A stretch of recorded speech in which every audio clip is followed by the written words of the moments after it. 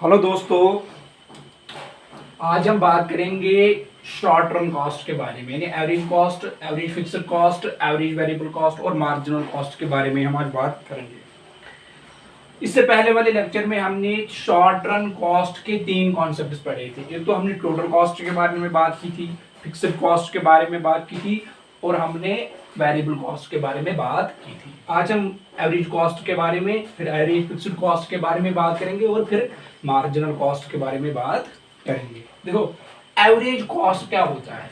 It is the cost per unit of production, जो हम निकालते हैं total cost divided by Q.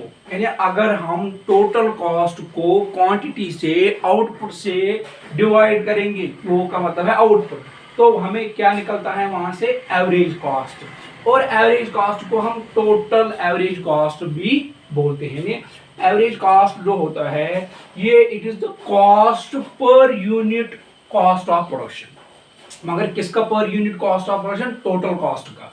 Total cost को अगर हम आउटपुट से डिवाइड करते हैं, जो हम यूनिट्स इंक्रीज करते हैं, अगर हम उससे डिवाइड करते हैं तो हमें वहां पे क्या निकलता है? Average cost. यानी एवरेज कॉस्ट जो होता है वो होता है total cost divided by quantity. अगर हम क्वांटिटी से, आउटपुट से डिवाइड करेंगे टोटल कॉस्ट को, वहां से हमें क्या निकलता है? वहां से हमें एवरेज कॉस्ट निकलता है। ठीक है, ये बात आपको याद रखनी है। It is a cost per unit of production. Per unit of production जो हम करते हैं, हमें कितना कॉस्ट लगता है एक यूनिट को बनाने में, उसको बोलते हैं एवरेज कॉस्ट। ठीक है, एवरेज कॉस्ट। अब हम इसके डायग्राम की बात करेंगे। देखो, एवरेज कॉस्ट क्या क्या बिहेवियर है जब हम आउटपुट को इंक्रीज करते हैं, यानी क्या होता है एवरेज कॉस्ट को। देखो, एवरेज कॉस्ट या टोटल एवरेज कॉस्ट जो होता है, जो ही हम आउटपुट को बढ़ाते हैं, जो ही हम यूनिट्स को इंक्रीज करते हैं, जो एवरेज कॉस्ट होता है ये डिक्रीज होता है। पहले डिक्रीज, फिर मिनिमम पॉइंट पे पहुंचता है, फिर इंक्रीज करता है। यानी यू शेप्ड है, इसकी जो कर्व बनती है वो यू शेप्ड बनती है। पहले ये इंक्रीज होता है, तो हम इस तरह भी लिख सकते हैं। यानी जो ही हम क्यू को बढ़ाते हैं, आउटपुट को बढ़ाते हैं, जो एवरेज कॉस्ट होता है ये डिक्रीज होता है। ठीक है, पहले क्या होता है? जो ही हम आउटपुट को इंक्रीज करते हैं, एवरेज कॉस्ट डिक्रीज होता है। इसीलिए यहाँ जो ये पोर्शन है, यहाँ तक ये डिक्रीज हो रहा है, फिर यहाँ पर ये मिनिमम पॉइंट पे पहुंचता है, इसके बाद ये राइज करता है। इसीलिए जो शेप ऑफ एवरेज कॉस्ट है वो है यू शेप। जो ही हम आउटपुट को बढ़ाते हैं, एवरेज कॉस्ट डिक्रीज होता है। जो ही हम आउटपुट को इससे फर्दर बढ़ाते हैं, एवरेज कॉस्ट फिर मिनिमम पॉइंट पे पहुंचता है। स्टार को मैं मानूंगा मिनिमम पॉइंट। इसके बाद जो एवरेज कॉस्ट है वो राइज करता है जब हम आउटपुट को फर्दर बढ़ाएंगे। इनिशियल पीरियड में जो ही हम आउटपुट को बढ़ाते हैं, पहले यहां तक एवरेज कॉस्ट डिक्रीज होता है, जो ये पोर्शन यहां से यहां तक। इसके बाद मिनिमम पॉइंट पे पहुंचता है, इसके बाद एवरेज कॉस्ट राइज करता है। सो इसीलिए एवरेज कॉस्ट की जो शेप है वो यू शेप्ड है। ये बात आपको याद रखनी है। Shape of the average cost curve is U shape. Why? Because when we increase output, initially the average cost decreases, then reaches minimum point, and after that if we increase output further, the average cost starts rising। यानी अब हमें जो, अब हम additional unit बनाने के लिए हमें ज्यादा कॉस्ट लगता है। पहले जब हम आउटपुट को बढ़ाते थे, हर एक एडिशनल यूनिट को बनाने के लिए हमें कम कॉस्ट लगता था यहाँ तक। इस पॉइंट के बाद हर एक एडिशनल यूनिट बनाने के लिए हमें ज्यादा कॉस्ट लगता है। इसीलिए एवरेज कॉस्ट कर्व की जो शेप है वो है यू शेप। ये बात आपको याद रखनी है। ठीक है, इसके बाद है एवरेज फिक्स्ड कॉस्ट, यानी per unit fixed cost of production, उसको बोलते हैं average fixed cost. Average fixed cost को हम टोटल फिक्स्ड कॉस्ट जो हमारा होता है उसको हम आउटपुट से अगर हम डिवाइड करेंगे, वहां पे हमें निकलती है एवरेज। सो फिक्स्ड कॉस्ट को क्वांटिटी से या आउटपुट से जब हम डिवाइड करते हैं क्यू से, तो एवरेज फिक्स्ड कॉस्ट हमें निकलता है। मैंने आपको वहां पे बोला था कि फिक्स्ड कॉस्ट जो होता है वो आउटपुट बढ़ने से चेंज नहीं होता है। फिक्स्ड कॉस्ट की बात अगर हम बात करेंगे, fixed cost do not change when we change the output, वो कांस्टेंट रहता है, ये हमने पिछले वाले लेक्चर में पढ़ा था। लेकिन एवरेज फिक्स्ड कॉस्ट की जो शेप है, जो इसके कर्व की शेप है, वो कैसे बन जाएगी। लेकिन एवरेज फिक्स्ड कॉस्ट का बिहेवियर ये आउटपुट से होता है, जो ही हम आउटपुट को बढ़ाते हैं, जो ही हम क्यू को यहां बढ़ाते हैं एवरेज फिक्स्ड कॉस्ट में, क्यू जब इंक्रीज होता है, फिक्स्ड कॉस्ट जो होता है उसको कुछ नहीं होता है, वो कांस्टेंट रहता है। लेकिन एवरेज फिक्स्ड कॉस्ट जो होता है ये लगातार डिक्रीज ही रहता है, ये हर टाइम जितना हम आउटपुट को बढ़ाएंगे एवरेज फिक्स्ड कॉस्ट लगातार डिक्रीज होगा। ये बात आपको याद रखनी है। आउटपुट बढ़ने से, जब हम आउटपुट को बढ़ाते हैं, हमारा जो एवरेज फिक्स्ड कॉस्ट होता है ये लगातार गिरता है। फिक्स्ड कॉस्ट तो कांस्टेंट है, फिक्स्ड कॉस्ट जो कांस्टेंट है, अगर हम आउटपुट से इसको डिवाइड करेंगे एवरेज फिक्स्ड कॉस्ट डिक्रीज होगा, यानी आउटपुट बढ़ने से एवरेज फिक्स्ड कॉस्ट डिक्रीज। इसका बिहेवियर आउटपुट से ये है कि ये लगातार गिरता है। तो इसकी जो शेप है वो तो इस तरह से बन जाएगी, इसको बोलते हैं एवरेज फिक्स्ड कॉस्ट। ठीक है, ये था average cost. So average fixed cost की जी करो की जो शेप है ये है रेक्टेंगुलर हाइपरबोला, या एल शेप भी इसको बोलते हैं, रेक्टेंगुलर हाइपरबोला, हाइपरबोला और L shape. Because average fixed cost decreases when we increase the output, output बढ़ने से एवरेज फिक्स्ड कॉस्ट लगातार गिरता है। और इसके कर्व की जो शेप है वो एल शेप बनती है, लेकिन टच नहीं करती है एक्स एक्सिस को, क्योंकि यहाँ से हम यूनिट्स को दिखाते हैं। देखो जो ही हम यूनिट्स को बढ़ाते हैं एवरेज फिक्स्ड कॉस्ट लगातार गिरता है। यहाँ पर जो ही हम यहाँ पर यूनिट्स बढ़ाते हैं इस पॉइंट तक, फॉर एग्जाम्पल इस पॉइंट तक अगर हम यूनिट्स बढ़ाते हैं, यहाँ तक आउटपुट कॉस्ट डिक्रीज हो रहा है। Beyond the point, this point जब हम यूनिट्स को इंक्रीज करते हैं, देखो एवरेज कॉस्ट बढ़ रहा है। So this is the behavior of the cost with the output. Output को क्या बिहेवियर है एवरेज कॉस्ट के साथ, ये आपको याद रखना है। एवरेज कॉस्ट को क्या होता है, आउटपुट इंक्रीज करते हैं इनिशियल पीरियड में, पहले डिक्रीज होता है फिर इंक्रीज होता है। और एवरेज फिक्स्ड कॉस्ट हमेशा डिक्रीज ही रहता है, ये लगातार गिरता है। इसीलिए जो शेप बनती है एवरेज फिक्स्ड कॉस्ट की वो है रेक्टेंगुलर हाइपरबोला या एल शेप भी हम कह सकते हैं। ठीक है, ये समझ आया। इसके बाद हम बात करेंगे एवरेज वेरिएबल कॉस्ट। ठीक है, इसके बाद हम बात करेंगे एवरेज वेरिएबल कॉस्ट।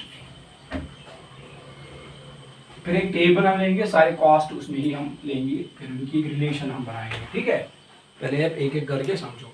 अब हम बात करेंगे एवरेज वेरिएबल कॉस्ट की। ठीक है, average variable cost, it is the cost of per unit variable cost of production, यानी एवरेज वेरिएबल कॉस्ट को हम किस तरह से निकालेंगे, total variable cost divided by Q. ठीक है, यानी एवरेज वेरिएबल कॉस्ट को हम किस तरह से निकालेंगे, जो हमारा वेरिएबल कॉस्ट होता है उसको हम अगर हम आउटपुट से डिवाइड करते हैं तो हमें जो कॉस्ट निकलता है वो है एवरेज वेरिएबल कॉस्ट। ठीक है, वेरिएबल कॉस्ट के बारे में हमने बात की थी, मैंने आपको बोला था कि जो ही हम आउटपुट को चेंज करते हैं वेरिएबल कॉस्ट भी चेंज होता है। इसका बिहेवियर आउटपुट से क्या होता है, पहले जब हम आउटपुट को इंक्रीज करते हैं हमारा जो टोटल वेरिएबल कॉस्ट होता है ये पहले इंक्रीज होता है। अगर हम टोटल वेरिएबल कॉस्ट की बात करेंगे तो जो ही हम क्यू को इंक्रीज करते हैं टोटल वेरिएबल कॉस्ट जो बढ़ता है एट डिक्रीजिंग रेट। ठीक है, एट डिक्रीजिंग रेट। इसके बाद वो टोटल वेरिएबल कॉस्ट वो बढ़ता ही जा रहा है एट ग्रोइंग रेट, यानी फास्टेस्ट रेट, उसकी जो रेट बढ़ने की है वो ज्यादा है। ये मैंने पिछले वाले लेक्चर में आपको बोला था। यानी टोटल वेरिएबल कॉस्ट की रिलेशन जो आउटपुट के साथ ये है, जो ही हम आउटपुट को बढ़ाते हैं ये लगातार बढ़ता है। यानी total variable cost always increases, but the rate is different. First, the total variable cost increases at a decreasing rate, then total variable cost increase at a decreasing rate. मैंने वहाँ पे आपको ऐसे बोला था कि ये ऐसे होता है, फिर यहाँ से ऐसे होता है, यहाँ तक ये इंक्रीजिंग रेट में हो जाता है, डिक्रीजिंग रेट में, उसके बाद ये धीरे धीरे ज़्यादा बढ़ता है। ये हमने पिछले वाले लेक्चर में पढ़ा था। इन्हें आउटपुट के साथ क्या रिलेशन है, टोटल वेरिएबल कॉस्ट की। ठीक है, यहाँ पर एवरेज की बात हम करेंगे। एवरेज कैसे निकालेंगे, जब हम वेरिएबल कॉस्ट को डिवाइड करेंगे आउटपुट के साथ, वहां पे हमें निकलेगा एवरेज वेरिएबल कॉस्ट। अब हम बात करेंगे एवरेज वेरिएबल कॉस्ट की। देखो, जो ही हम आउटपुट को बढ़ाते हैं, एवरेज वेरिएबल कॉस्ट पहले डिक्रीज होता है, फिर मिनिमम पॉइंट पे पहुंचता है, average variable cost minimum point पे पहुंचता है, इसके बाद एवरेज वेरिएबल कॉस्ट इंक्रीज होता है। तो इसका मतलब है जो पहले डिक्रीज होता है, decrease reaches minimum then increases. कोई यू शेप है इसकी, यू शेप किसकी, एवरेज वेरिएबल कॉस्ट की। So the shape of the average variable cost is U-shaped. Why? Because when we increase the output, first the average variable cost decreases, then reaches minimum, and after the minimum point, it starts increasing. So it is the behavior of the average variable cost with the output. Output increases, average variable cost decreases first, then reaches its minimum point, and after that average variable cost starts increasing, and the shape of the average variable cost is U-shaped. ठीक है, यह है average variable cost की। ठीक है, समझ आया average variable cost. इसके बाद है और एक कॉस्ट, उसको बोलते हैं मार्जिनल कॉस्ट। क्या बोलते हैं उसको बोलते हैं marginal cost.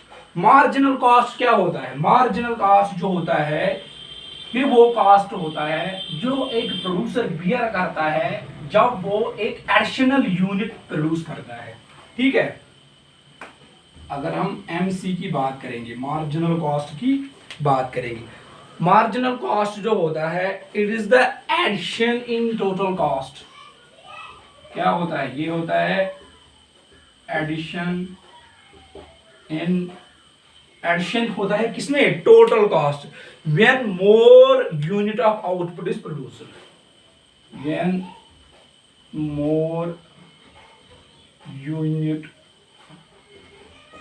Of output is produced. नहीं, जो एक प्रोड्यूसर एक कॉस्ट बियर करता है जब वो एडिशनल यूनिट प्रोड्यूस करता है उसको बोलते हैं मार्जिनल कॉस्ट। ये मार्जिनल मतलब एडिशनल, किसमें होता है, ये टोटल कॉस्ट में ये एडिशनल होता है। देखो यहां पर क्या होता है, आउटपुट चेंज करने से जो ही हम आउटपुट को बढ़ाते हैं, किसको, क्यू को बढ़ाते हैं, क्यू को इंक्रीज करते हैं, जो ही हम क्यू को बढ़ाते हैं, एवरेज मार्जिनल कॉस्ट जो होता है ये पहले डिक्रीज होता है, इसके बाद मिनिमम पॉइंट पे पहुंचता है, एमसी मिनिमम पॉइंट पे पहुंचता है, इसके बाद मार्जिनल कॉस्ट राइज करना शुरू करता है।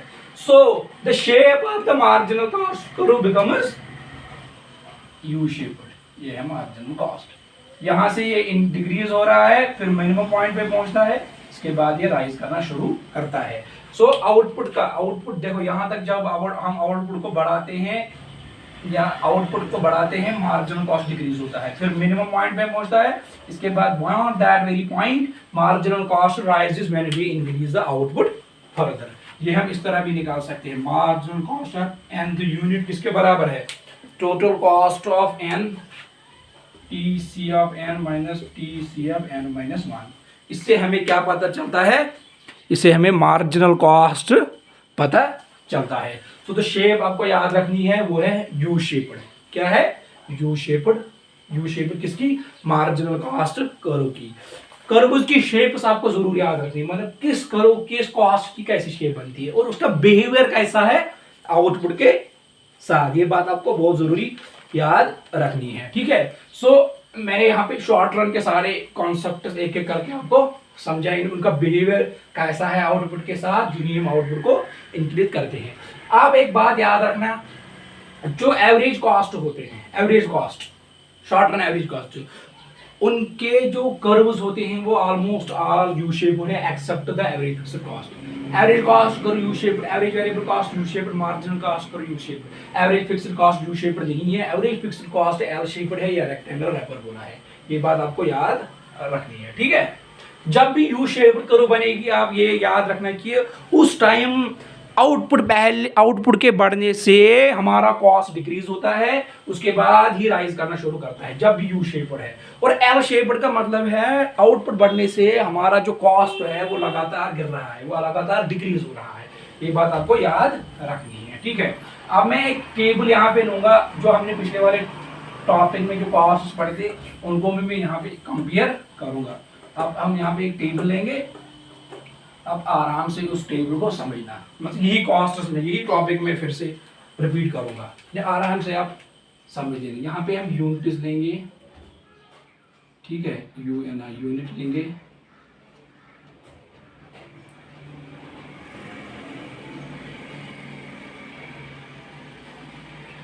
इसके बाद हम बात करेंगे टोटल कॉस्ट की, टीसी की, ठीक है।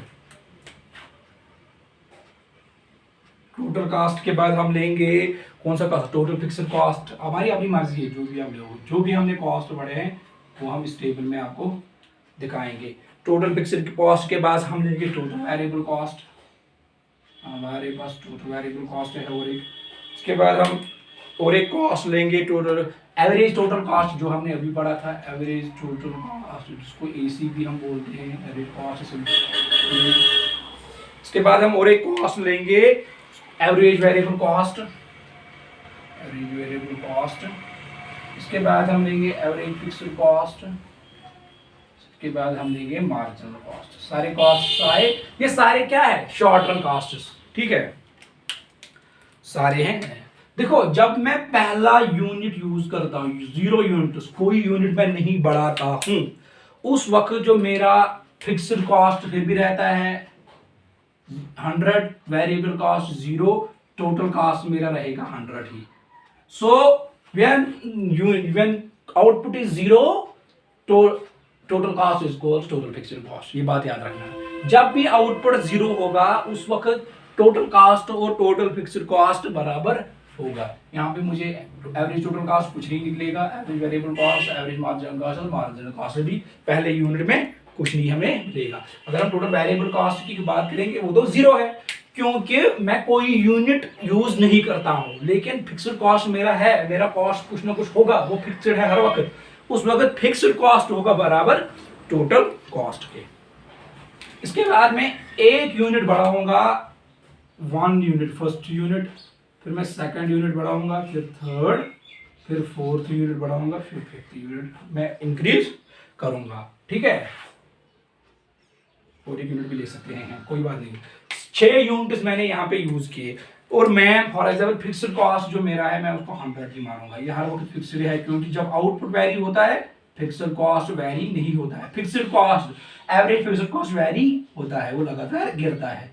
यहाँ पर फिक्स्ड कॉस्ट जो है ये कांस्टेंट है, इसके लिए मैं इस फिक्स्ड कॉस्ट को यहाँ पे एक स्टार रखूंगा, क्योंकि ये फिक्स्ड है, ठीक है, मैंने यहाँ पे ऐसे ही रखा, ठीक है। इसके बाद में टोटल वेरिएबल कॉस्ट बढ़ता है जो ही मैं आउटपुट को बढ़ाता हूँ, ठीक है। टोटल वेरिएबल कॉस्ट जो वो हर वक्त इंक्रीज ही होता है, लेकिन अब रेट है डिफरेंट। देखो टोटल वेरिएबल कॉस्ट अगर हम फिगर की बात करेंगे, increase and decreasing rate then starts rising, ये फिर राइज करता है, ये फिर ज्यादा बढ़ता है।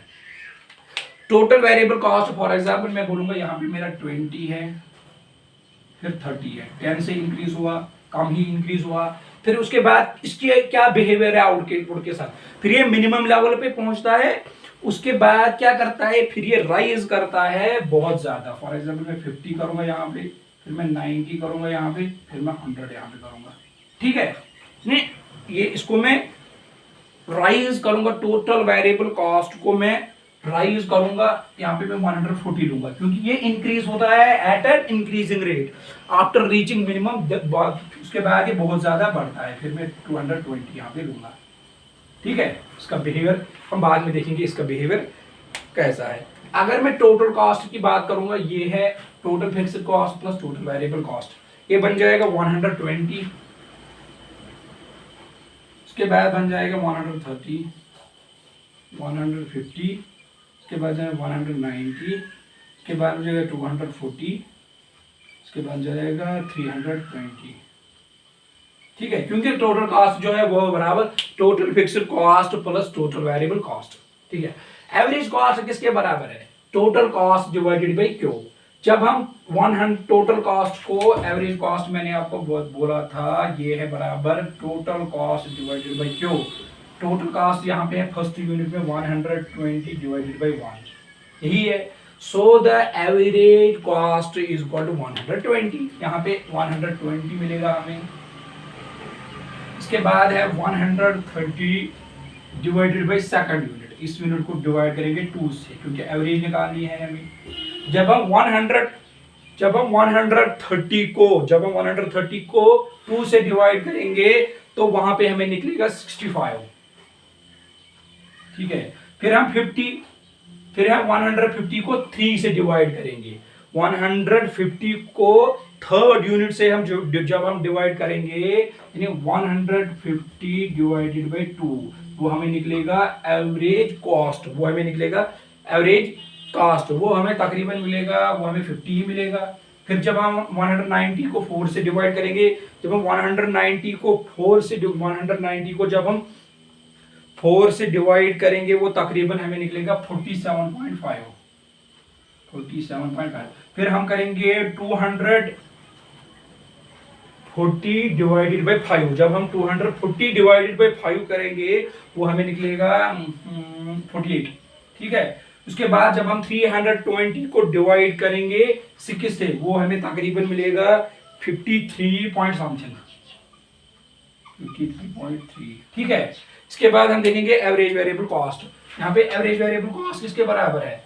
तो variable cost divided by units of output, वो हमें 20 ही मिलेगा। फिर हमें क्या करना है? 30 और 2 को डिवाइड करना है। जब हम 30 और 2 को डिवाइड करते हैं वहां हमें मिलेगा 15। फिर हमें 50 और 3 को डिवाइड करना है, वो तकरीबन हमें मिलेगा 16 पॉइंट समथिंग। इसके बाद हमें क्या करना है? वेरिएबल कॉस्ट पर है 90 डिवाइडेड बाई 4। जब हम 90 डिवाइडेड बाई 4 करेंगे वो तकरीबन हमें मिलेगा 225। इसके बाद हमें करना है वेरिएबल पे है 140 डिवाइडेड बाई 5, वो हमें तकरीबन मिलेगा 28 पॉइंट समथिंग है, ये चेक कर लेना। इसके बाद हमें करना है वेरिएबल 220 डिवाइडेड बाई 6। जब हम 220 डिवाइडेड बाई 6 करेंगे वो हमें निकलेगा तकरीबन 36.67 समथिंग, ऐसा ही कुछ। इसके बाद हमें एवरेज फिक्स्ड कॉस्ट करना है, वो हमें निकलेगा 100। फिक्स्ड कॉस्ट 100 है, 0 से तो 100 ही मिलेगा। फिर उसके बाद हमें करना है 100 डिवाइडेड बाई 1 हमने किया, 100 डिवाइडेड बाई 2। जब हम 100 डिवाइडेड बाई 2 करते हैं तो 50 सीधे। फिर हमें 100 डिवाइडेड बाई 3 क्योंकि फिक्स्ड है, उसके बाद हमें मिलेगा 33। ठीक है, फिर हमें 100 डिवाइडेड बाई 1 2 3 4 5 फिफ्थ यूनिट, ये है first unit, second, third, fourth unit को हमें, जब हम फोर्थ यूनिट को डिवाइड करेंगे वो हमें 25 मिलेगा।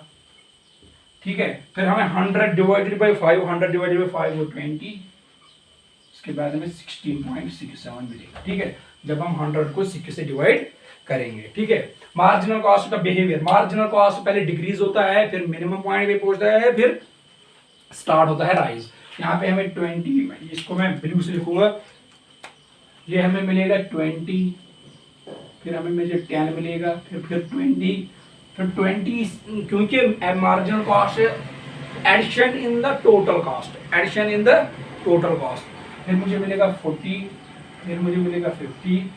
ठीक है, इसको मार्जिनल कॉस्ट क्या है? Addition in the total cost. 50 के बाद हमें मिलेगा 80। ठीक है, उसके बाद मुझे 80 मिलेगा। So this is the cost. मैंने एक टेबल यहाँ पे लिया, आप कोई भी टेबल लिख सकते हो। मार्जिनल कॉस्ट मैंने आपको क्या बोला, ये होता है addition in the total cost. एडिशन कितना हुआ टोटल कॉस्ट में।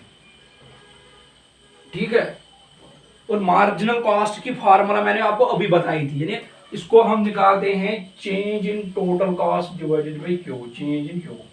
ठीक है, इसको, ये भी एक फार्मूला है मार्जिनल कॉस्ट निकालने की। ठीक है, ये बात आपको पता है।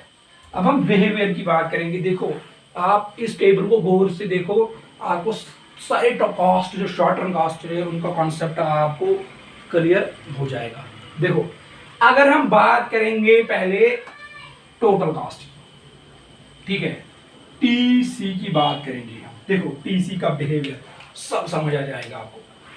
टोटल कॉस्ट 100 हर वक्त इंक्रीज ही होता है। देखो जब हम आउटपुट को इंक्रीज करते हैं, यहां पर फॉर एग्जांपल टोटल कॉस्ट को 100 से 20 हो गए, 20 का इंक्रीज हुआ, फिर 30, फिर 10 ही इंक्रीज हुए, यहाँ पे 20 इंक्रीज हुए, फिर लगातार गिर रहा है। देखो यहाँ पे डिक्रीज हो रहा है 30 से, फिर 50 से लगातार इंक्रीज ही हो रहा है।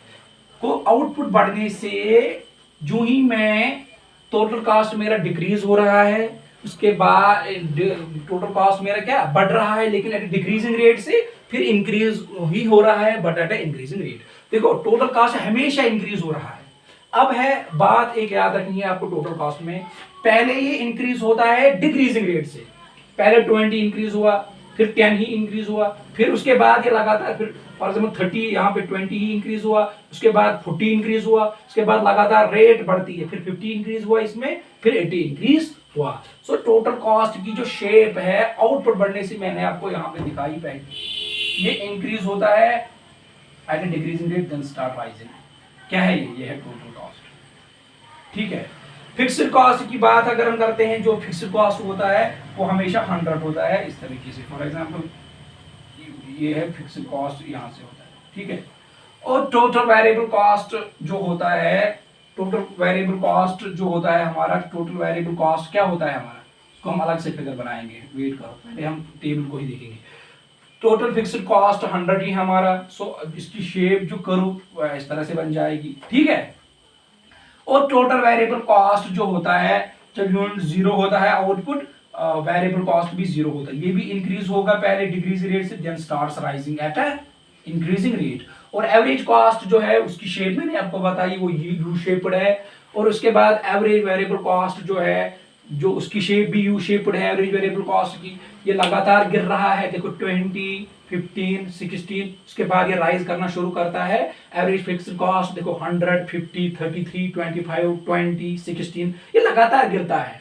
और जो अगर हम बात करेंगे मार्जिनल कॉस्ट की, मार्जिनल कॉस्ट पहले गिरता है 10 से 20, फिर ये राइज करना शुरू करता है, ठीक है। देखो जो ही हम आउटपुट को बढ़ाते हैं, एवरेज कॉस्ट जो है, जो ही हम क्यू को बढ़ाते हैं, एवरेज कॉस्ट जो है ये डिक्रीज होता है। ये बात याद रखना, एवरेज कॉस्ट डिक्रीज होता है। और इसके साथ साथ एवरेज वेरिएबल कॉस्ट भी डिक्रीज होता है। आप देखो डिक्रीज होता है average cost, average variable cost भी डिक्रीज होता है। बट यहां पर आप सीधे डिफरेंस देख सकते हो, यहां पर एवरेज कॉस्ट होता है ज्यादा एवरेज वेरिएबल कॉस्ट से। ये एक पॉइंट आपको याद रखना है। यानी इनिशियल पीरियड में जब हम आउटपुट को बढ़ाते हैं, दोनों कॉस्ट डिक्रीज होते हैं, लेकिन एवरेज कॉस्ट हमेशा ज्यादा होगा एवरेज वेरिएबल कॉस्ट से, ठीक है। लगातार 65 से ये 50 गिर गया, ये 50 से 16 गिर गया डिक्रीजिंग रेट, फिर ये 50 से 17 गिर गया, ये 16 से 22 गिर गया, यहाँ पर ये 47 से 48 हुआ, ये स्टार्ट हुआ इंक्रीज हुआ, यहाँ से बढ़ना ये शुरू हुआ, यू शेप्ड है इसकी शेप, इसलिए बढ़ना शुरू हुआ। यहाँ पर ये भी बढ़ रहा है, देखो आप देखो ये भी बढ़ रहा है, लेकिन हर एक पॉइंट पे, हर एक आउटपुट लेवल पे हमें हमेशा एवरेज कॉस्ट मिलेगा ज्यादा, एवरेज वेरिएबल कॉस्ट से, ठीक है। एक बात। दूसरी बात, जो ही मैं आउटपुट को बढ़ाता हूं, एवरेज कॉस्ट जो होता है वो पहले डिक्रीज, एवरेज फिक्स्ड कॉस्ट लगातार गिरता है। पहले ये 120 होता है, ये 100 है, ज्यादा कौन है एवरेज कॉस्ट। इसके बाद 65, ये 50 है, ये 47 है, ये 25 है, ये 48 है, ये 53 है। यानी एवरेज कॉस्ट डिक्रीजेस फर्स्ट, पहले average fixed cost always decreases. और यहाँ पर भी एवरेज कॉस्ट ग्रेटर देन होता है एवरेज फिक्स्ड कॉस्ट से, यानी इनिशियल पीरियड में। मगर यहाँ पर हर टाइम एवरेज कॉस्ट ही ग्रेटर देन होगा एवरेज वेरिएबल कॉस्ट से और एवरेज फिक्स्ड कॉस्ट से। क्यों? क्योंकि एवरेज कॉस्ट में ये दोनों कॉस्ट है सब एज्यूम्ड किए गए हैं। देखो एवरेज कॉस्ट के किसके बराबर है? Average variable cost plus average fixed cost, इसीलिए एवरेज कॉस्ट हर एक टाइम ज्यादा होगा एवरेज वेरिएबल कॉस्ट से और एवरेज फिक्स्ड कॉस्ट से। देखो अगर यूं ही एवरेज कॉस्ट पहले क्या होता है? ये डिक्रीज होता है, ठीक है। उस वक्त जो मार्जिनल कॉस्ट है वो भी डिक्रीज हो रहा है, एमसी भी डिक्रीज हो रहा है पहले, लेकिन एवरेज कॉस्ट हमेशा ग्रेटर देन होगा यहाँ पे मार्जिनल कॉस्ट, ठीक है, ठीक है। और जो ही एवरेज कॉस्ट इंक्रीज होता है, जो ही एवरेज कॉस्ट बढ़ता है, यहां से बढ़ना शुरू होता है, ठीक है, मार्जिनल कॉस्ट भी बढ़ता है। देखो 40 से ही 50 हो गया, फिर 80 हो गया। एवरेज कॉस्ट जो ही बढ़ता है, यहां से इंक्रीज हुआ 48, 53, 20, 40, 50, 80, मार्जिनल कॉस्ट भी बढ़ता है और मार्जिनल कॉस्ट उस वक्त ग्रेटर देन होता है एवरेज कॉस्ट से। यानी एवरेज कॉस्ट जब डिक्रीज होता है, मार्जिनल कॉस्ट, एवरेज कॉस्ट जब इंक्रीज होता है, यहां से 47, 48, 53 जो ही बढ़ता है, यहां पर एवरेज कॉस्ट, मार्जिनल कॉस्ट पहले से ही बढ़ चुका है, यहां से ही सेकंड यूनिट से ही इंक्रीज हो रहा है, इसीलिए मार्जिनल कॉस्ट जो है वो ग्रेटर देन बन जाता है एवरेज कॉस्ट से। कब? जब एवरेज कॉस्ट स्टार्ट करता है राइज करना। When average cost start rising, marginal cost पहले से ही राइज कर चुका है, सेकंड, थर्ड, 20, 40, 50, लेकिन जो ही ये राइज करना शुरू करता है एवरेज कॉस्ट, ये डिक्रीज हो, ये लेस देन बन जाता है किससे? मार्जिनल कॉस्ट से। ये बात आपको याद रखनी है, ठीक है।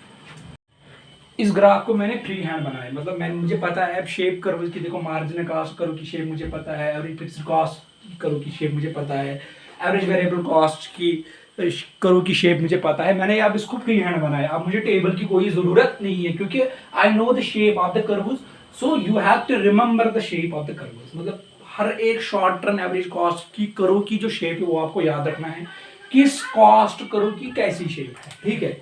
इसके बाद आपको इंपॉर्टेंट बात याद रखनी है, देखो मार्जिनल कॉस्ट मैंने यहाँ पे रेड से जो बनाया ये वाला, इसकी बात करेंगे, इसका मिनिमम पॉइंट ये है, ये इसका मिनिमम पॉइंट है, मिनिमम पॉइंट, ठीक है। ये वाला है इसका मिनिमम पॉइंट जो मैंने यहाँ पे ब्लू रेड से किया मार्क, ये है इसका मिनिमम पॉइंट, ठीक है।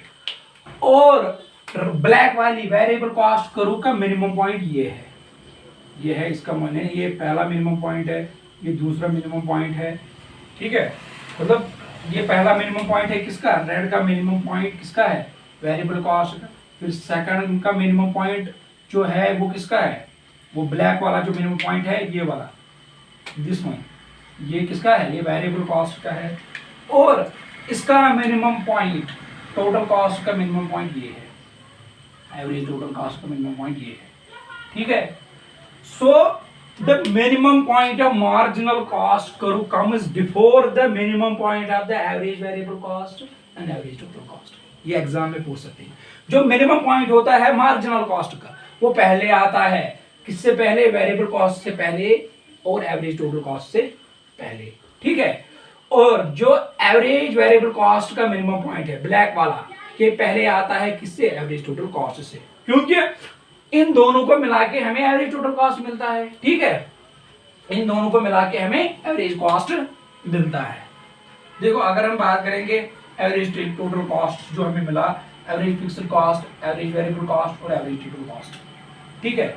इन दोनों को जोड़ के हमें ये मिला एवरेज टोटल कॉस्ट, और यहाँ पे हमें मिल गया marginal cost. So these are the short term cost curves. इसका मिनिमम पॉइंट ये है, पहले आता है, इसका एवरेज वेरिएबल कॉस्ट का, एवरेज टोटल कॉस्ट, ठीक है। इसके बाद हमने पढ़े थे पहले वाले लेक्चर में, हमने टोटल कॉस्ट के बारे में पढ़ा था, टोटल कॉस्ट के बारे में पढ़ा था। अगर हम टोटल कॉस्ट की फिगर को देखेंगे, देखो टोटल कॉस्ट को हम अलग से बनाएंगे। अगर हम टोटल कॉस्ट को देखें, फिक्स्ड कॉस्ट है, फिक्स्ड को चेंज नहीं होता है। इसके बाद है जो वेरिएबल कॉस्ट होता है, वेरिएबल कॉस्ट को क्या होता है? पहले वो इंक्रीज होता है डिक्रीजिंग रेट, फिर स्टार्ट राइजिंग, ठीक है। और जो एवरेज, ये है फिक्स्ड कॉस्ट, ये है वेरिएबल कॉस्ट, ठीक है, ये है फिक्स्ड कॉस्ट। जो इन दोनों को मिला के हमें क्या मिलेगा, variable cost plus fixed cost मिलेगा, टोटल कॉस्ट में मिलेगा, हमें मिलेगा टोटल कॉस्ट। वो पहले इंक्रीज होगा डिक्रीजिंग रेट से ऐसे, फिर जिसके बाद स्टार्ट होगा वो राइज करना। ठीक है, ये बात मैंने आपको पहले वाले लेक्चर में समझाई थी, इस फिगर में मैंने आपको वो समझाई दिया। अगर हम यही पॉइंट इसी ग्राफ में प्लॉट करेंगे, मतलब जो मैंने बोला, फॉर एग्जाम्पल मैं बोलूँगा फिक्स्ड कॉस्ट जो है, फिक्स्ड कॉस्ट फॉर एग्जाम्पल 100 है। फिक्स्ड को अगर हम अलग से फिगर देंगे क्योंकि यहाँ से बिकस हो जाएगा फिर समझ नहीं आ जाएगा। ये है फिक्स्ड कॉस्ट करो, ठीक है, फिक्स्ड कॉस्ट फिक्स्ड होता है, आउटपुट चेंज होने से नहीं चेंज होता है।